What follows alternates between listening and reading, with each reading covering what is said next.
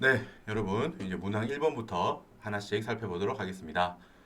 자, 우리 그 앞 영상에서 우리 법인세 그 조사의 이제 형식, 문제 그 처음에 기본 틀이 되는 기존 신고 내역을 답안 양식에 옮겨 적는 것부터 우리 연습을 다 했죠. 그거부터 완성하고 이제 다음 단계로서 각 문항을 주제별로 공부하시면 됩니다.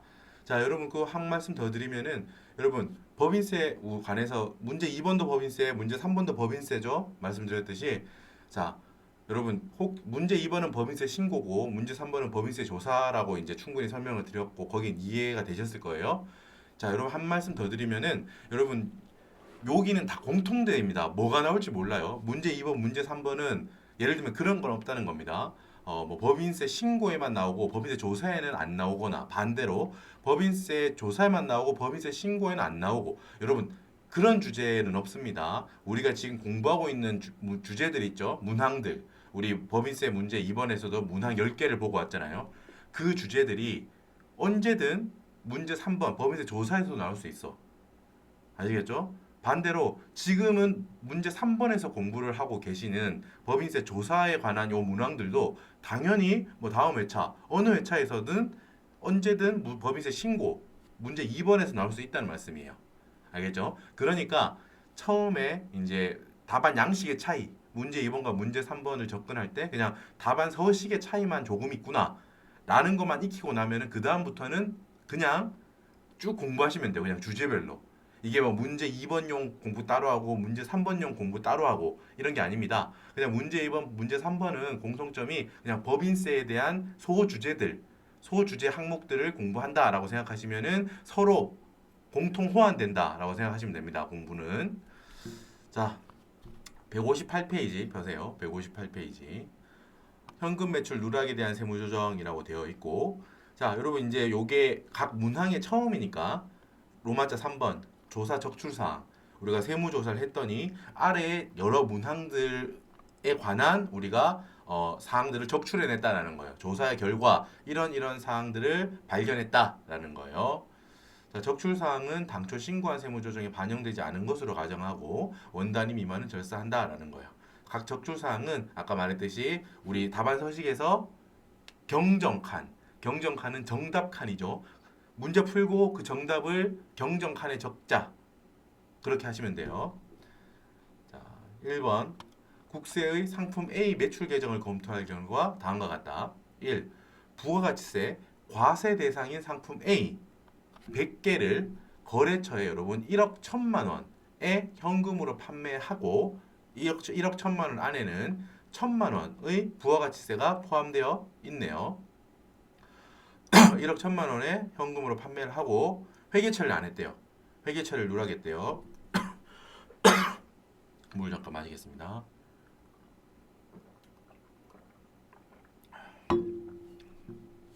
회계 처리를 안 했대요.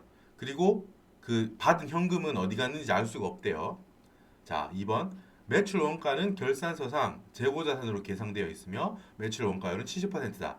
여러분 일단 문제 짧죠? 문항은 짧아요. 하지만 정확하게 알고 있어야 이 문제를 풀 수 있습니다. 우리 여러분 이론 정리를 해볼게요. 매출 누락에 대한 이론 정리. 자, 여러분 159페이지 펴세요. 159페이지. 159페이지에 우리 같이 이제 매출을 회사가 누락했을 때 매출을 실제로 했는데 그걸 장부에 적지 않았던 거야. 근데 사후에 세무조사를 해서 이게 걸린 거예요. 적발된 거야. 자, 이때 어떻게 하는지를 공부해 봅시다. 자, 여러분 일단 첫 번째 크게 두 가지로 나누죠. 1번 첫 번째 네모 박스는 여러분 현금 매출을 누락한 거예요.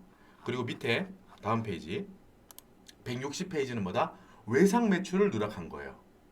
이 두 경우로 일단 크게 나눕시다. 자, 여러분 현금 매출은 우리 방금 말한 요 방금 예 있죠. 문항 1번처럼 현금을 받고 판 거예요. 현금을 받고 내 물건을 상대방한테 판 건데 그걸 안 적었다는 거야. 그러니까 현금이라는 차변에 자산이 들어왔고 오른쪽에 매출 이렇게 잡았어야 되는데 그걸 안 했다는 거고 여기 160페이지에 있는 외상 매출 누락은 대변은 똑같습니다. 매출이라는 수익이 누락된 거예요. 그건 똑같은데 차변에 여러분 외상 매출이니까 원래 현금 매출이면 당연히 차변에 현금이 들어왔겠죠. 하지만 그게 아니고 뭐다? 외상으로 팔았으니까 매출 채권이 원래는 적혔어야 되겠죠. 차변의 매출 채권이라는 자산, 대변의 매출이라는 수익 계정 이렇게 적혔어야 되는데 그걸 안 했다는 거예요. 요 일단 크게 두 개로 나누는 처음에 갈림길이 두 개가 있는 거예요. 한쪽 길은 요 오른쪽 길은 현금 매출을 누락한 걸 지금부터 공부 먼저 할 거예요.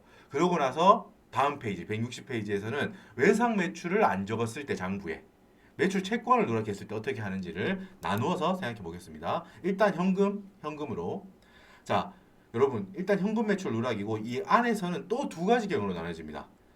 외상 매출도 마찬가지고 현금 매출, 외상 매출로 나뉘고 난 다음에 그 안에서는 또 각각 다른 걸로 나눠집니다. 두 경우로. 어떤 경우냐면 그 판 물건이 어떤 거냐에 따라 달라져요. 그 판매한 물건이 여러분 부가가치세 면세 대상인 경우가 있고 부가가치세 과세 대상인 물건에 대한 판매를 누락시킨 경우가 있어요. 뭐라고? 다시 한번 현금 매출이든 외상 매출이든 그 안에 결정되고 나면 한 발자국 더 들어가면은 또 두 갈래길이 또 있다고요. 현금 매출 정해져도 그 안에서 두 갈래길, 외상 매출로 가도 그 안에서 또 갈림길이 두 갈래길이 있는 거예요. 현금 매출이다라고 하면 뭐라고요? 안에서 그게 부가가치세 과세 대상인지 그 판매한 물건이 부가가치세 면세 대상인지로 나뉘어지고 마찬가지로 똑같이 외상 매출이라고 해도 외상 매출의 누락의 경우에도 그 안에 한 발자국 들어가 보면 그 판매한 물건이 똑같이 부가가치세 과세 대상인데 그 판매를 그거에 대한 판매를 누락한 건지 부가가치세 면세 대상인 물건에 대한 판매를 누락한 건지 이렇게 나눠진다는 거예요. 자, 이게 좀 뭐 그렇게 결국 여러분 네 가지 경우를 다 알고 있어야 된다는 겁니다. 자, 첫 번째는 현금 매출이면서 뭐 면세, 두 번째는 현금 매출이면서 과세, 세 번째는 외상 매출이면서 과세, 여러분 네 번째는 외상 매출이면서 면세 이런 식으로 네 가지 경우를 다 알고 있으셔야 돼요. 자, 여러분 일단 현금 매출부터 한번 봅시다. 현금 매출을 누락한 경우에요. 159페이지. 판매가는 100원이고 원가, 재고자산 갖고 있던 재고자산의 원가는 70원인 경우를 가정하고 한번 보겠습니다. 자, 우선 여러분 부가가치세가 없는 경우가 생각하기 좀 심플하거든요. 그죠? 부가가치세가 없다고 하는 게 문제를 풀기 아주 심플하기 때문에 부가가치세가 없다고 가정을 하고 먼저 봅니다. 1번. 자, 현금 매출 누락입니다. 지금은 다. 현금 매출 누락인데 1번 VAT, Value Added Tax. 자, 부가가치세가 면세 대상인 물건을 팔고 모른 채 했다라는 거야. 장부에 안 적었다는 거죠. 자, 그래서 여기 X 장부에 안 적었어요. 세법 걸렸어요. 세무조사에서 찾았어요. 라는 거죠. 자, 봅시다. 세법의 입장은 이렇다는 거예요, 여러분. 회계 처리를 한번 봅시다. 일단 장부는 당연히 아무것도 안 했으니까 아무것도 한 게 없고 세법은 자, 차변에 여러분 현금 100원이 이건 정상적으로 보면 이렇다는 거. 현금 100원이 일단 들어왔다가 정상적이라면 이렇게 현금 매출, 현금 100원, 매출 100원 이렇게 일어났겠죠? 그죠? 그러니까 세법은 이 현금 매출 누락한 걸 이렇게 본다고요. 일단 차변에 현금이 들어왔다가, 그죠? 매출, 대변에는 수익, 당연히 매출은 수익 계정이죠. 수익 계정이죠. 손익 계산상 수익 계정이고, 뭐 현금이야 당연히 재무상태표상 자산 계정이고요. 자, 이렇게 들어왔다가 이 현금을 여러분 바로 누가 빼간 거야? 그죠? 그렇게 처리합니다. 자, 현금을 가져왔다가 그 현금을 누가 바로 이렇게 빨간색 보세요. 현금을 바로 이렇게 빼간 걸로 봅니다. 현금이 들어왔다가 바로 그 현금을 갖고 누가 집에 간 거죠. 그래서 여러분 차변에 뭘 적어요? 그만큼 사회로 유출됐다는 거예요. 누가 가져갔을까라는 거야. 그죠? 누군가가 가져갔다는 거야. 계속 이어서 말씀드릴 겁니다. 자, 네가 회사 그 현금 매출 누락했다가 걸렸다. 그래서 나는 이렇게 볼 거다라는 거야, 세법은. 자, 네가 현금 매출 일어나고 수익 잡고 그 현금이 들어온 거를 바로 누가 몰래 빼돌렸다라는 거야. 회사의 밖으로 누가 유출시켰다라는 거예요. 그럼 어떤 문제가 또 생기죠? 누가 가져갔는지에 따라서 그 가져간 사람한테 소득세를 물려야겠죠. 자, 그러고 나서 당연히 여러분 판매니까 우리 뭐다? 매출 원가도 인식해 주는 거예요. 누누이 말하지만 우리 계속기록법을 가정하고 설명합니다. 그럼 어떤 특정 건에 대해서 설명할 때는 우리가 중급회계에서 공부했던 회계에서 공부했던 실질재고조사법과 그 계속기록법 중에서 계속기록법을 이용합니다. 그게 바로 그 거래에 대한 매출원가가 눈에 확 보이기 때문이에요. 자, 매출원가 비용 잡히면서 대변의 재고자산이 70원짜리가 사라지죠. 나는 이렇게 보겠다는 거. 요게 세법의 입장입니다. 요렇게 됐죠? 그래서 자, 일단 여러분 뭐다? 일단 매출이 누락됐잖아요. 그죠? 매출 누락됐네. 그래가지고 입금 산입합니다. 입금 산입. 입금 산입하고 여기에 뭐 현금 매출 누락이라고 적을게요, 여러분. 현금 매출 누락을 찾아낸 거야. 입금 산입 100원. 자, 입금 산입 100원 하니까 여러분 요 매출 누락했던 게 이제 반영됐죠. 제대로 조정됐죠. 세금 그만큼 법인세를 100원을 더 내게 되겠죠. 그러면서 여러분 이건 뭐다, 여러분? 여기 사위 유출된 거잖아. 그죠? 누가 가져갔다고 했지? 현금 100원을 어떻다? 상여로 처리한다는 거야. 상여. 뭐지? 대표자. 이게 누락시켰다가 걸렸잖아. 거기에 대한 책임을 물리는 거예요. 대표자 이놈 왜 이랬냐 라는 거죠. 뭐 기본적으로 뭐 피치 못할 사정 그런 건 우리 일단 생각하지 말고 당연히 누락이라고 했으니까 고의적인 누락 이런 걸 보는 겁니다. 그렇게 보는 겁니다. 자, 대표자 이놈 너 이거 현금 네가 가져갔지? 라는 거예요. 그래서 찾았다. 그럼 상여로 처분하면 됩니다. 입금 산입 현금 매출 누락 100원 상여. 그리고 밑에는 송금 산입, 여러분 요 매출 원가 요거 반영해 주는 거예요. 여기 매출 원가라고 적어도 되고 재고 자산이라고 적어도 됩니다. 70원 마이너스 유보. 자, 매출 원가 측면에서 보자면은 송금 산입 70원이죠. 이렇게 해서 송금 산입 매출 원가 비용을 크게 하는 거고 같은 건데 그냥 옆에 다른 면을 보는 거예요. 하나의 세무 조정에 대해서 이렇게도 보고 이렇게도 보고 이런 거예요. 자, 재고 자산이 사라졌다는 측면을 말하고 있는 게 여기 만약에 재고 자산이라고 만약에 적었다라고 하면 마이너스 유보하고 이렇게 이어지겠죠? 자산을 깎아내는 거잖아. 회사는 어때요, 여러분? 매출 누락하고 지금 이 경우는 재고 자산이 사라졌잖아. 판매했으니까 그 재고 자산을 상대방이 가지고 갔을 거 아니에요. 근데 그것도 장부에 안 적었다고 지금 가정하고 있습니다.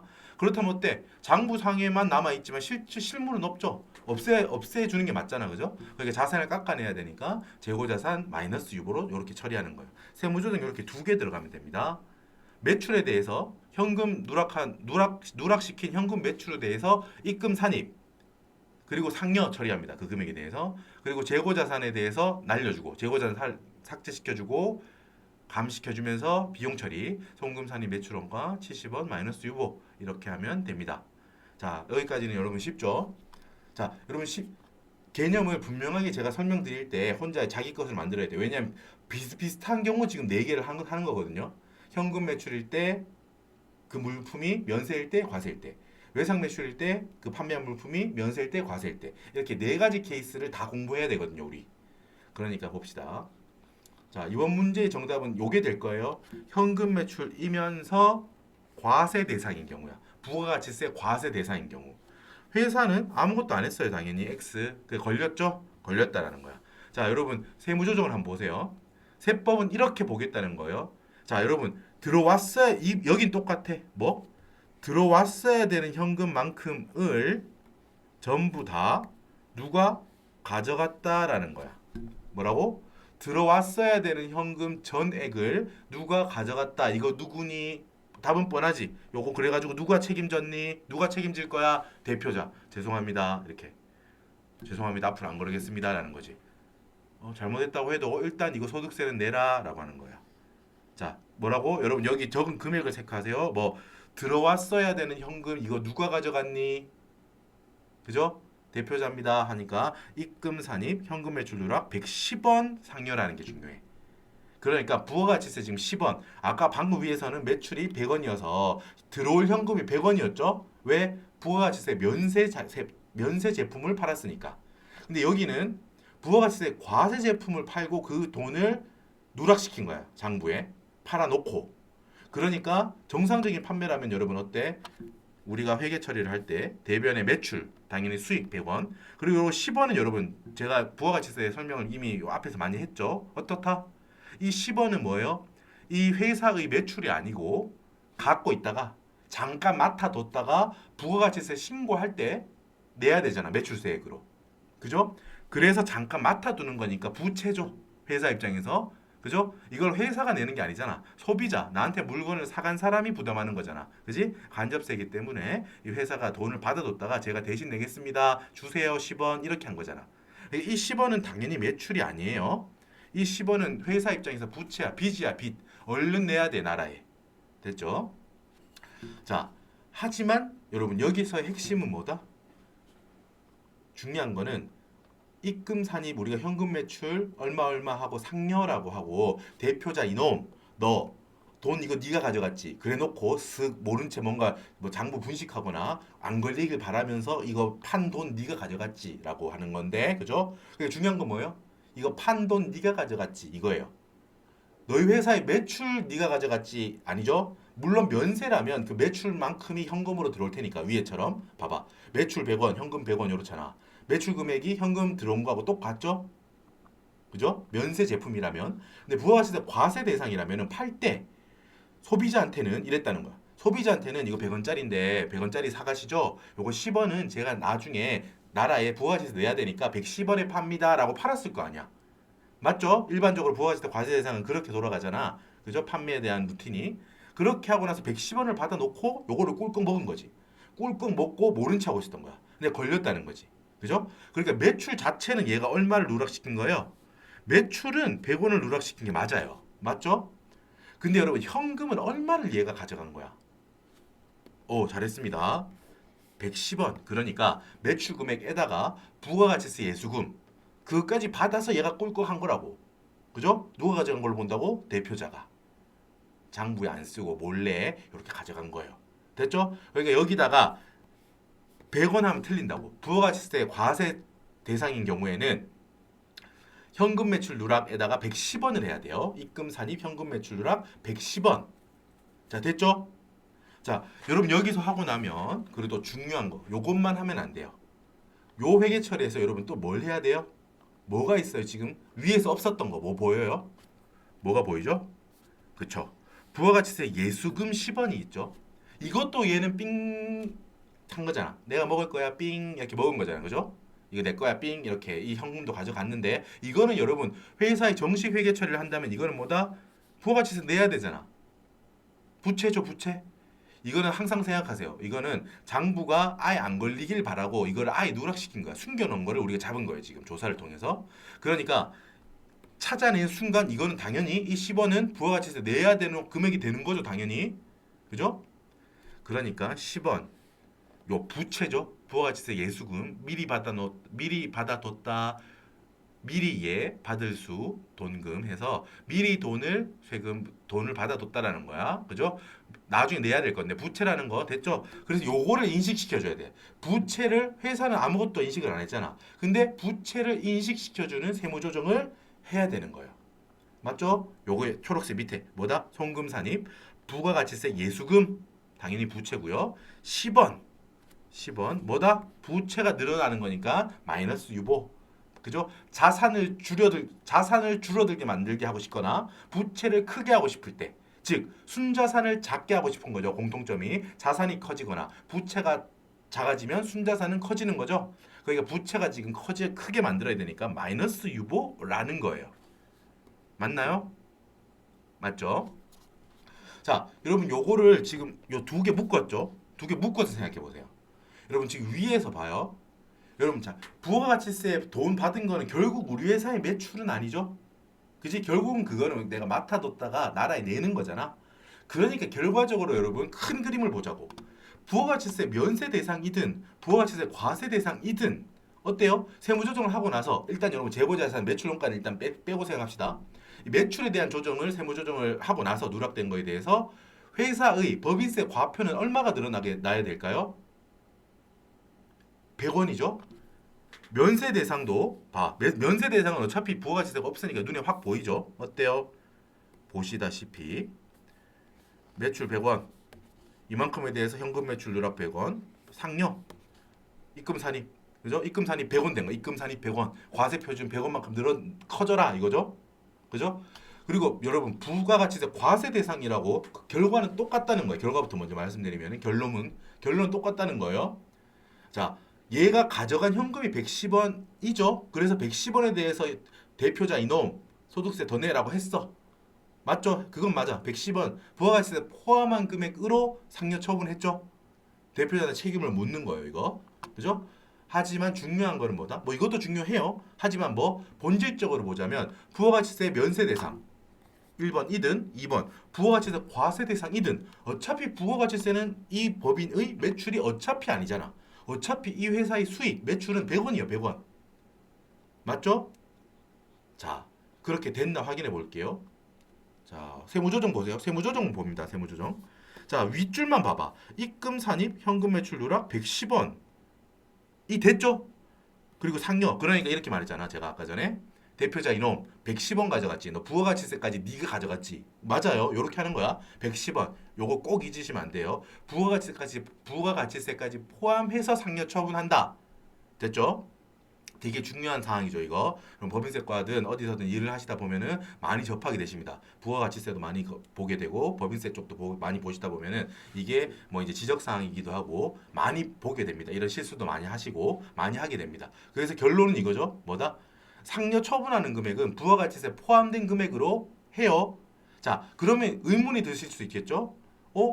그러면은 결국 입금 산입 110원을 했으니까 이 경우에는 그러면 부가가치세 면세 대상인 경우와 법인의 과표가 달라지는 거 아닙니까? 이때 더 많이 법인세를 더 물리는 거 아닙니까? 이런 거 아니죠. 왜? 밑에 봐봐. 그래서 그 부가가치세 내는 거에 대해서는 송금 산입 처리가 되잖아. 밑에 바로 밑에 줄에. 그죠? 송금 산입 VAT 예수금 10원 마이너스 요부 해서 결국 요 두 개 세무조정을 합치면 어때요?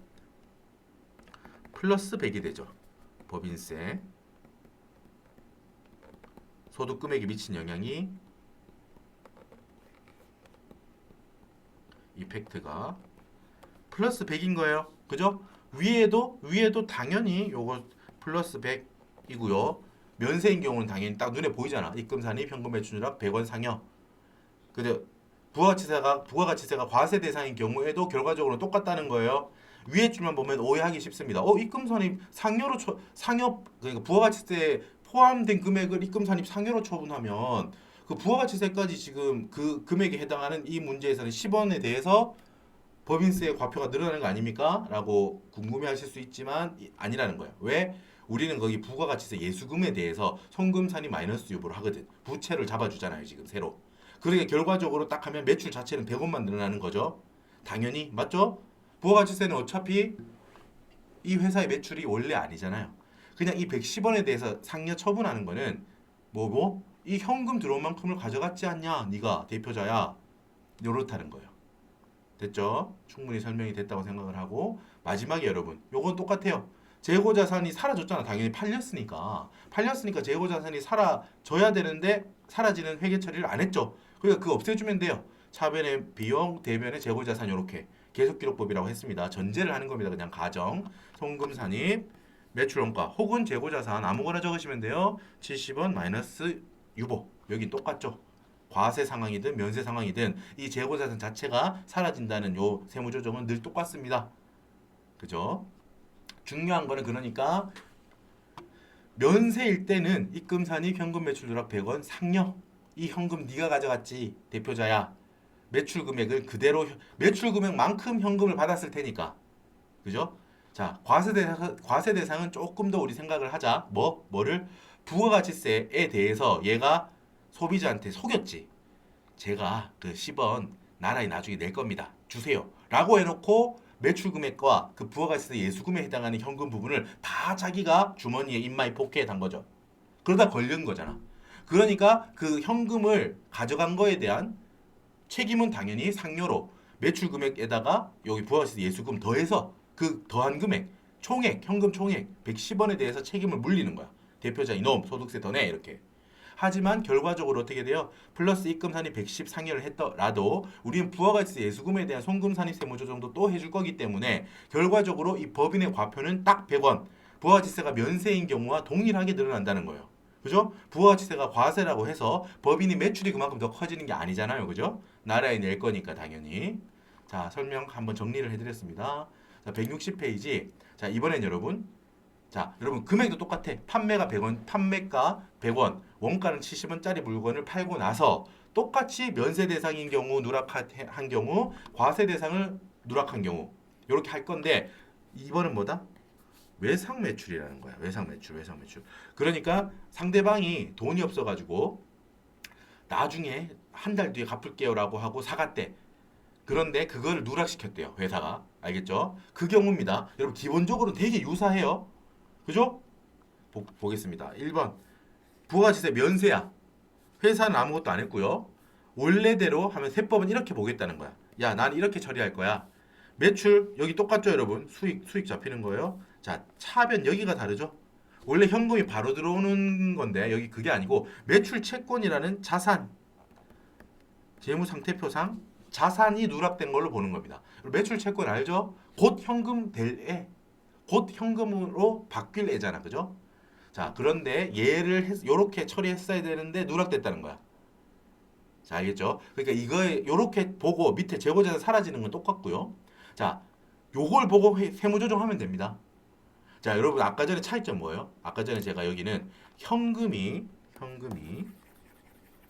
그 빨간색 필기된 부분, 그죠? 여기 현금이 들어왔었다가 네가 그걸 가져간 걸로 보겠다라고 했죠. 그러니까 그 가져갔으니까 그만큼 밖으로 이 현금이 회사 밖으로 빠져나갔다. 이거 누가 가져갔니? 책임져라 대표자라는 거예요. 그죠? 하지만 아직까지는 여러분 현금화 안 됐죠. 정상적으로 여러분 저 회사가 적었더라도 아직 현금화 안 되고 매출 채권인 상태죠. 즉 사회로 유출되지 않은 상태인 거예요. 정상적으로 했더라도.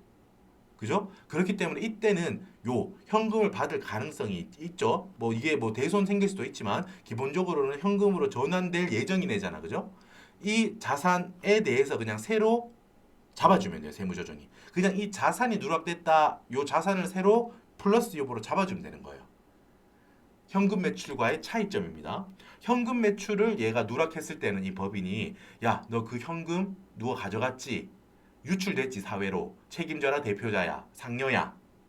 이런 거고 지금처럼 외상 매출을 누락했다가 찾아낸 거예요. 세무조사를 통해서. 그거는 아직까지 이 매출 채권이 뭐 기한이 안 됐대. 현금으로 돌아올 기한이 안 됐대. 만약으로 현금 기한이 만약에 됐으면 그거는 현금 누락하고 똑같겠죠. 현금 매출 누락하고 똑같을 거 아니야. 근데 아직까지 현금화되지 않고 매출 채권인 상태인 걸 잡았다는 거야. 그 시점에. 그러면은 쉽습니다. 입금 산입 여러분 매출 채권이라고 적어도 되고 뭐 매출이라고 적어도 되긴 하지만 우리가 지금 자산 부채를 건드리기 때문에 매출 채권에 대한 유보다 이걸 표현해 주는 거야. 이렇게 입금 산입 매출 채권 유보 플러스 유보죠. 그죠? 요 매출 채권이라는 자산을 얘가 빼먹은 거야. 자산 계상을 빼먹은 거죠. 자산 계상과 함께 당연히 입금 산입이라는 매출 누락도 여기서 반영해 주는 거고요. 중요한 건 여기라는 거예요. 현금 매출 누락과 외상 매출 누락과의 차이점은 그거예요. 생각하세요. 현금 매출 누락했다 그러면은 아까 그걸 떠올리라고. 현금 들어온 거 이거 너 가져갔지 대표자 이놈 상녀 요렇게. 외상 매출은 매출 채권 그러니까 돈을 받을 수 있는 권리인 상태인 장부 처리를 누락한 거야. 그러니까 그 매출 채권만 새로 인식시켜주면 돼요. 아직까지 사회로 유출된 게 아니거든. 그러니까 그냥 매출 채권에 대한 자산에 대한 유보만 잡아주면 돼요. 요 차이점 요거 두 개. 알았죠? 당연히 자산 여러분 재고자산 사라지는 건 똑같습니다. 송금산이 매출원가 혹은 재고자산 70원 마이너스 유보. 요건 항상 생각하면 돼요. 판매가 일어났으니까 이 재고자산이 장부에 있는 걸로 하면 안 될 거 아니야. 당연히 팔렸으니까 안녕 사라져라 마이너스 유보야. 자산 안녕 마이너스 유보. 자 요거 보겠습니다. 부가가치세 과세 대상인 경우. 자, 여러분 여기도 매출 채권이라고 하는 거는 여러분 본질적으로 미래의 현금이잖아. 미래의 현금화 대례잖아. 그러니까 너 얼마만큼을 네가 숨겼니? 라고 할 때는 당연히 이 매출 채권은 돈을 받을 권리야. 그러니까 이 팔 때 여러분 부가가치세 예수금에 대한 부분도 안 받는 거야. 무슨 말이냐? 고객 왔어. 아, 이 물건 100원인데요. 부가가치세 10원도 부담하셔야 돼요. 110원을 저한테 현금으로 주셔야 돼요. 사실래요? 상대방이 사고 싶습니다. 근데 제가 지금 현금이 없어요. 그래서 뭐 다음 달에 다다음 달에 요거 꼭 110원 갖다 드릴게요. 물건 가져갑니다. 라고 하는 거예요. 됐죠? 그 경우야. 그러니까 돈을 받을 수 있는 권리는 회사 입장에서 돈을 받을 수 있는 권리는 지금 얼마가 생긴 거예요? 당연히 매출 채권이라는 건 110원이야. 그죠? 정상적인 거래인데 그렇다면 얘는 뭐야? 상대방한테 매출을 하고 나서 생긴 채권이죠. 매출 채권 당연히. 쉽잖아요. 그죠? 110원을 받을 권리가 지금 얘가 있잖아. 그죠? 그 자산을 지금 누락한 거잖아요. 과세 대상이라면은 그러니까 이때도 입금산이 매출채권 110원 유보로 한다라는 거예요. 이때는 자산이 얼마가 빠져 있나라고 생각해 보세요. 자산을 얼마를 누락시켰나라고 생각해 보세요. 맞죠, 여러분? 동의하시죠? 부가가치세 그 10원에 대해서도 얘가 받을 권리가 지금 있는 상황이에요. 당연히 받고 나서는 매출은 내 매출은 100원, 10원은 나라에 낼 돈이니까 부채인 상태고 당연히. 그래 대변에 매출 100원, 부가가치세 예수금 10원. 똑같죠, 대변은. 아까는 여기가 현금 110원인데 현금 110원을 누가 가지고 갔다. 사유 유출이다. 누가 가져갔니? 대표자야. 네가 부가가치세 10원까지 같이 가져갔지. 이놈. 소득세 내라 상여. 요거 있잖아. 아까. 뭐 현금 매출 누락 이때 과세 대상이면서 됐죠? 자, 그러고 나서 여러분 뭐다? 잊지 말자. 부가가치세 예수금 세무조정. 부채를 인식시켜 줘야 돼요. 송금산입 부가가치세 예수금 10원 마이너스 유보. 요렇게. 여러분 그런 요 결과 똑같죠 여기도 두 개 합치면 여러분 어때요? 매출에 미치는 영향은 플러스 100이죠. 법인세 과표에 영향을 끼치는 부분은 플러스 100이죠. 당연히 부가가치세 면세여도 당연히 플러스 100이고요. 왜? 부가가치세 과세 대상이든 아니든 회사의 매출에 영향을 끼치는 건 아니니까. 그죠? 나라에 세금을 내야 돼. 대신 내는 거니까 잠깐 돈을 맡아두고 부채로 만들어 뒀다가 부채를 띄워뒀다가 나중에 부가가치세 신고하면서 그냥 사라지는 걸 뿐이잖아. 동일한 금액이. 그러니까 당연히 둘 다 100원이 돼야 되는 거야. 맞죠? 매출 원가 이직하는 거 이렇게 적어주시면 되고. 자, 여러분 많이들 헷갈리는 게 현금 매출 누락이 있어서 그렇습니다. 외상 매출 누락은 보시면은 그렇게 생각하면 되죠. 기본적으로 매출액 금액만큼이 매출 채권화돼 있을 거고 부가가치세 과세 대상이라면은 부가가치세를 포함해서 매출 채권에 넣으시면 돼요. 입금산입 매출 채권 110원 그리고 부가가치세 있으니까 송금산입 부가가치세 예수금 10원 마이너스 유보 또 부채 잡아주고 그죠? 마지막에 당연히 재고자산 매출원가 인식해주고 송금산입 매출원가 혹은 재고자산 70원 마이너스 유보 이렇게 하시면 되고 지금 여러분 많이 헷갈리고 저희가 이제 많이 일을 하다 보면은 많이 헷갈리는 부분이 사실 여러분 요 2번에서 많이 헷갈리시죠? 2번에서 자 아까도 제가 말씀드렸지만 면세 대상이라면은 위에 면세 대상이라면은 부가가치 세하지 말고 매출 금액만큼 현금이 들어왔을 거고 그 금액만큼을 대표자 네가 가져갔지. 요 걸렸으니까 네가 책임져라. 네가 가져간 걸로 보겠다. 하고 해서 상여라고 한다고 했고 주의할 점 여기서 많이 실수하는 게 뭐라고 했죠, 여러분? 자, 부가가치세 부분을 빼먹고 대표자 상여로 처분하는 거. 요렇게 많이 실수한다는 거예요. 부가가치세 부분도 결국 현금으로 얘가 받았다는 거야. 받아서 신고 안 하고 자기가 먹었을 거라는 거지.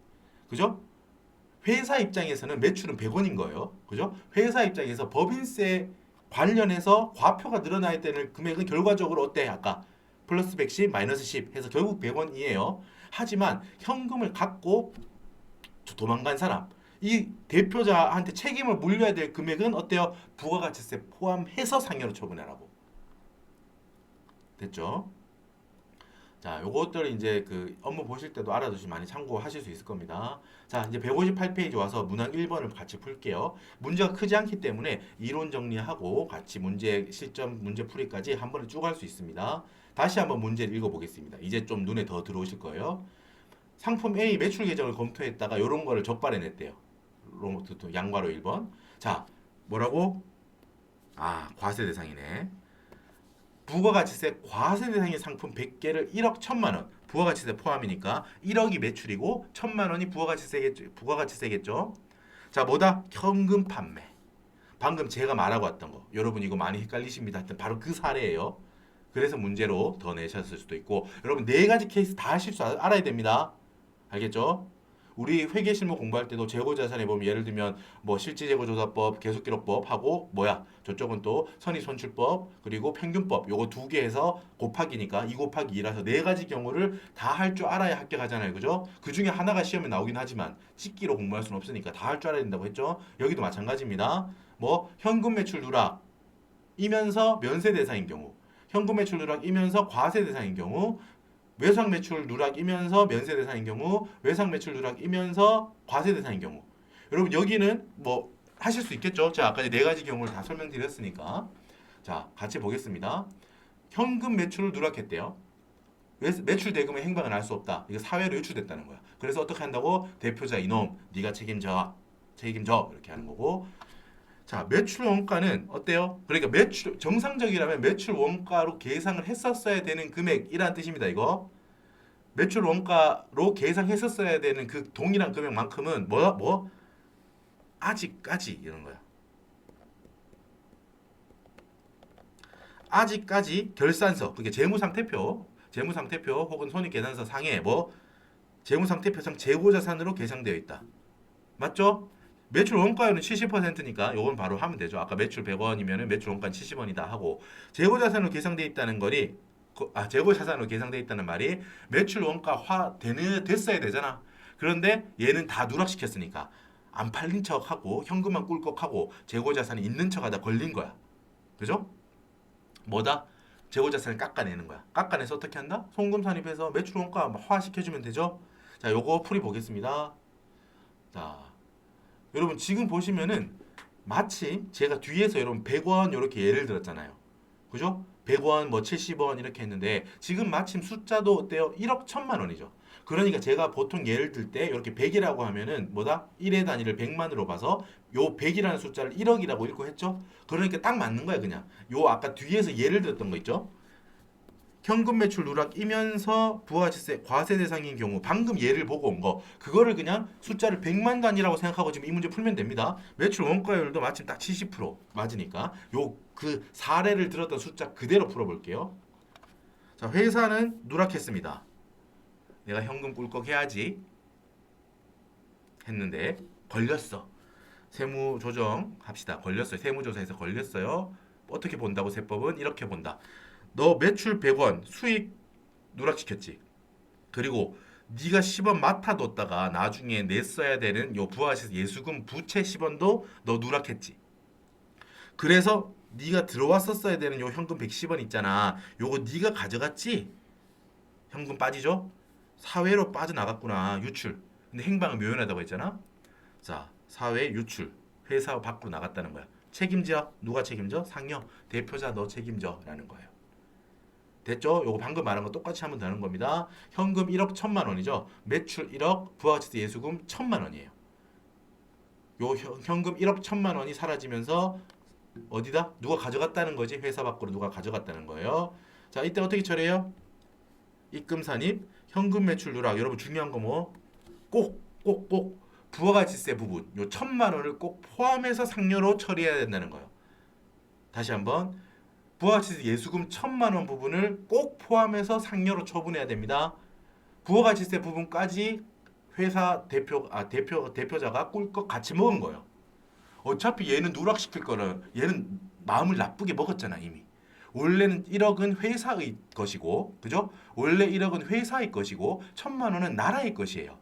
그지? 근데 일시적으로 회사가 갖고 있다가 내는 거야. 근데 이 대표자가 마음을 나쁘게 먹고 장난친 거죠. 이 1억 1천만 원을 그냥 내가 다 꿀꺽 할 거야 라고 했다가 걸린 거잖아. 맞죠? 그러니까 당연히 상여 처분할 건 1억 1천만 원인 거예요. 됐죠? 자, 여기도 잊지 말자. 송금 산입, 부가가치세 예수금, 부채 1천만 원 마이너스 유보. 요거 잡아주는 거. 요것도 놓치기 쉽습니다. 그죠? 그럼 왜 놓치기 쉽냐면 여러분 제가 앞쪽에서 오늘 문제 2번 쪽 풀다가 부가가치세를 매출 어떻게 해놨는지 말씀드렸잖아요. 매입할 때 내가 들어간 돈은 그만큼은 부가가치세 선급금이라는 자산으로 잡혀 있고 내가 팔 때 내가 상대방으로부터 받아둔 돈은 부가가치세 예수금, 지금 화면에 보이는 것처럼 예수금이라는 부채로 이렇게 잡고 있는 거야. 그러다가 부가가치세 신고를 할 때는 예수금이 사라지면서 그리고 선급금이 자산이 대변으로가 사라지면서 보통이라면 대변 잔액이겠죠? 현금이 그만큼 나간다는 거야. 그게 바로 납부세액이겠죠. 부가가치세 납부세. 여러분 이 앞쪽에서 제가 따로 독립된 클립이 있잖아요. 그죠? 영상 거기서 확인하시는데 지금 보통 많이 이렇게 틀리신 이유가 그 부가가치세 예수금 잡는 이 회계 처리를 많이 안 해보시기 때문이에요. 그죠? 이게 회계 공부할 때도 다 면세를 가정하고 부가가치세 면세를 가정하고 회계 공부하시고 세법에서는 여기까지 많이 할 기회를 뭔지 안 해보셔가지고 그래서 헷갈리는 거예요.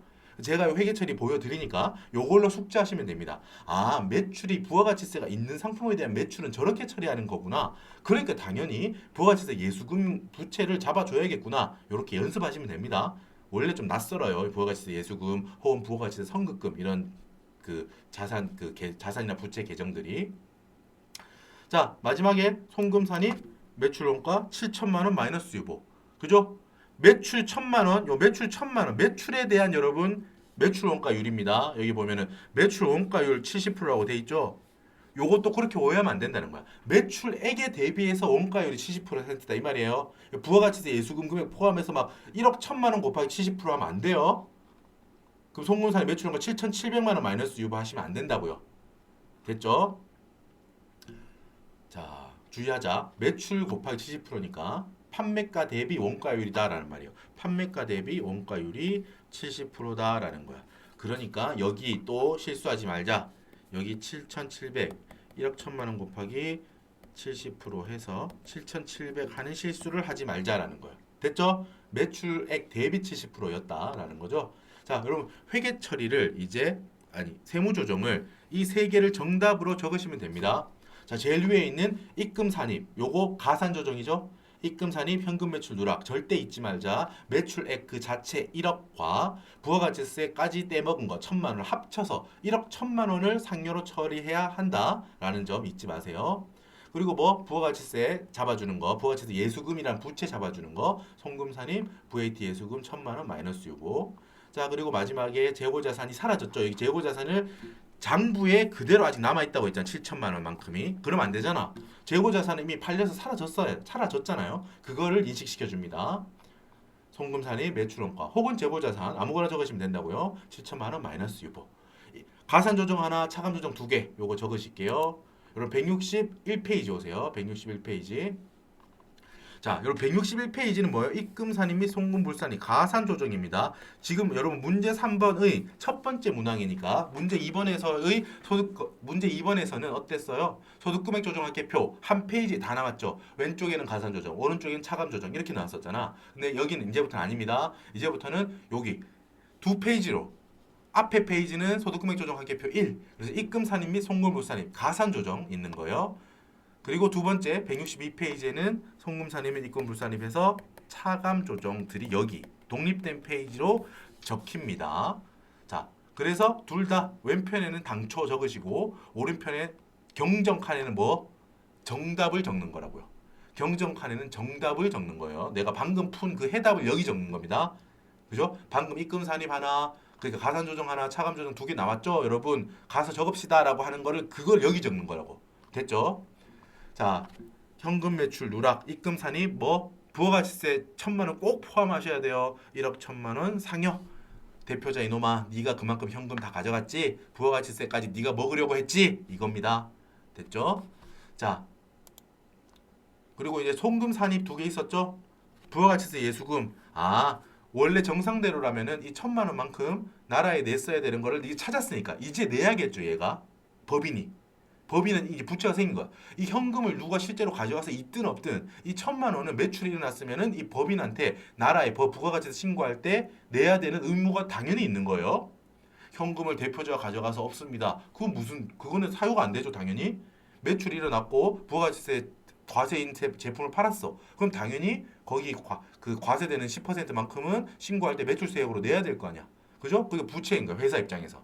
부채 1천만 원 마이너스 유보. 자, 우리 마이너스라고 적기로 약속했어요. 그죠? 마이너스라고 적기로 약속했습니다. 여기 삼각형 적기로 음의 표시. 그리고 송금산입 매출원가 혹은 재고자산 적어도 된다고 했어요. 재고자산도 팔렸으니까 사라졌어야지. 왜 장부에 남아있냐? 7천만 원 마이너스 유보. 자, 여기까지 하고 나서 여러분 우리 한 가지 더 적읍시다. 뭐? 여러분 여기 아까 전에 우리 신고 내역 우리 앞에 영상에서 당초 신고 내역을 보면서 이걸 적었잖아요. 법인세 비용 1억 기타 사유 유출. 법인세 비용 1억 기타 사유 유출. 여러분 이거는 여러분 제가 문제 2번에서도 뭐 보자마자 적어야 되는 거라고 했죠? 이거는 이 법인세 이 회사가 당초 신고할 때 이거는 잘했다는 거야. 우리가 보자마자 해야 되는 거 법인세 비용 송금불산의 기타 사유 유출이랑 기초에 있는 재고자산에 대한 유보의 추인 혹은 마이너스 유보의 추인이잖아. 그리고 또 뭐 정기 대송충당금 한도 초과인 플러스 유보였죠, 작년에. 그거의 올해 마이너스 추인, 마이너스 유보로의 추인이잖아. 그죠? 그러니까 법인세 비용은 여러분 똑같아. 이거는 어차피 원래 정상적으로 경정할 때도 얘는 또 적어줘야 되는 거야. 맞죠? 송금불산이 법인세 비용은 보자마자 송금불산이 기타 사유 유출이잖아.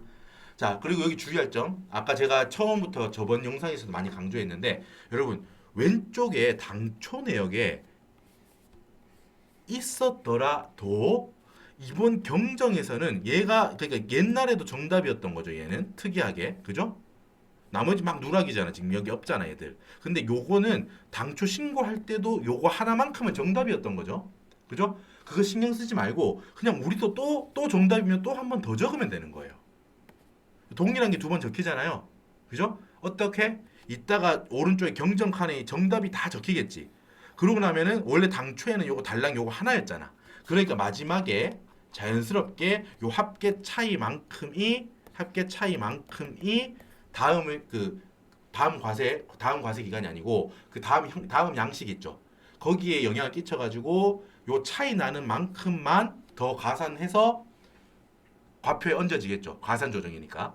무슨 말인지 알죠? 결론은 쉽습니다. 요거 놓치면 안 된다는 말이야, 사실. 놓치기 쉽거든요. 처음 보시면은 양식 익숙하지 않으면은 당초에 이 법인세 비용 1억 기타 사유치는 했구나. 요거는 잘했네라고 하고 여러분 오른쪽에 이렇게 안 쓰고 넘어가는 경우가 있어요. 그렇게 충분히 할 수 있다. 실수할 수 있다고요. 그렇게 하면 안 된답니다. 안 됩니다. 어떻다고? 과거에 얘가 틀렸든 누락했든 정답을 썼든 신경 쓰지 말고 이 오른쪽에 있는 경정 칸에는 여러분 뭐 그거 신경 쓸 필요 없다고. 이 오른쪽에 칸에는 그냥 무조건 정답. 송금불산입 법인세 비용 1억 기타 사유출은 옛날에도 정답이었고 이번에도 정답이야. 그럼 정답 또 적는 거지. 됐죠? 똑같은 게 왼쪽 오른쪽에 적히는 겁니다. 처음에는 서식이 어색해서 이게 틀릴 수 있는데 한 번만 이해하시고 받아들이시면은 실수 안 해요. 됐죠? 여러분 당연히 예를 들어 가지고 회사가 뭐 예를 들어서 숫자를 잘못 보고 법인세 비용이 1억인데 5천만 원이다. 아무 신경 쓸 필요 없다고. 옛날에 잘못 보고 5천만 원 많이 기타 사유출 했다고 하더라도 우리는 그냥 무조건 정답만 적으면 되거든. 그럼 자연스럽게 마지막에 여기 뭐 다른 거 없다고 하면 요렇게 50, 100이라고 해서 차이 나는 50에 대해서 과세 표준 및 세액 경정 계산서 쪽으로 넘어갈 거거든. 차이 나는 부분에 대해서. 됐죠? 자, 똑같은 게 왼쪽에 적혀 있더라도 똑같은 거 두 번 적는 건데 뭔가 이상하지 않나? 이상한 거 아닙니다. 이 경정 칸에는 그냥 모든 정답을 다 적는 거예요. 모든 정답을. 우리가 찾은 모든 정답을. 됐죠? 자, 여러분 수고 많으셨습니다. 이렇게 해가지고 여러분 이거 중요합니다. 이 문제 자체는 짧았죠. 문제 자체는 보시면은 요 몇 줄 안 되잖아. 근데 여기서 다 정확하게 판단해내야지. 과세 대상, 이게 면세일 때는 어떻게 내가 풀 수 있을까? 그리고 현금 아니라 외상 매출이었어도 내가 풀 수 있을까? 이렇게 다 하실 수 있어야 돼요. 각 경우로. 그 연습은 제가 1호 설명할 때 뒤쪽에 다 하나씩 케이스를 들어가지고 예를 들어서 했으니까 연습을 꼭 하셔야 됩니다. 자, 여러분 수고 많으셨고 잠깐 쉬셨다가 다음 문항에서 뵙겠습니다. 여러분 수고하셨습니다. 파이팅!